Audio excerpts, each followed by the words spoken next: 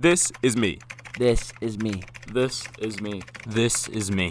This is me. This is me.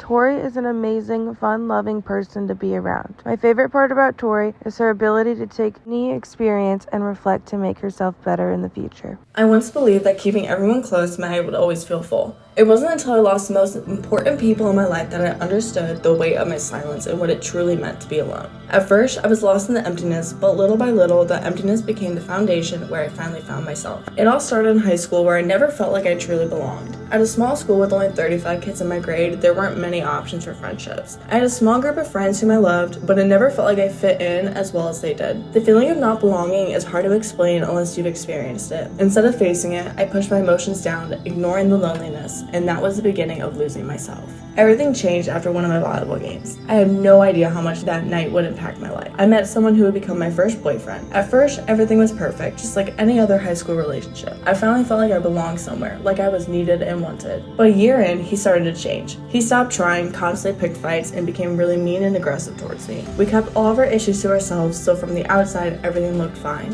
His behavior started to change me, and I didn't like who I was becoming. I was more anxious, constantly trying to please him to avoid fights. I lost confidence in myself, always second-guessing what I said or did. I wanted to leave, but there was a problem. My friends adored him and had no idea what was happening. Since we all had become close, I felt pressure to keep pretending. I told myself that it was just a rough patch, and maybe if I tried harder, things would get better. 2 years into the relationship, I couldn't take it anymore. I called him and told him I was done. He didn't understand because in his mind, he had done nothing wrong, but I stood by my decision. Walking away from something that had been such a huge part in my life was terrifying, but I knew I had to do it. When I told my friends, they were confused and didn't believe me. They said things like, "Oh, he would never do that," and if that were true, why didn't you say anything earlier? Their words cut deep. They were my friends. They were supposed to be on my side. Despite everything, they continued hanging out with him behind my back. They stopped inviting me out and started inviting only him or him and his friends. When I asked about it, they lied to my face. That was when I finally reached my limit. True friends wouldn't do that. True friends don't lie to you and hide things from you. At that moment, I lost both my boyfriend and my best friends. For a while, I felt lost, unsure of who I was without him.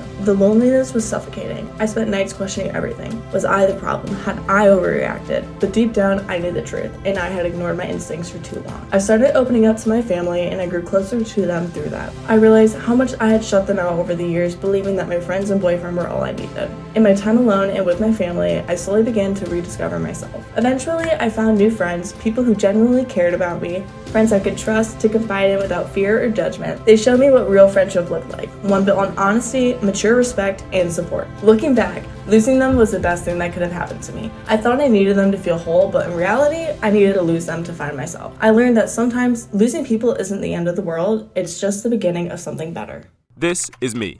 This is me. This is me. This is me. This is me. This is me.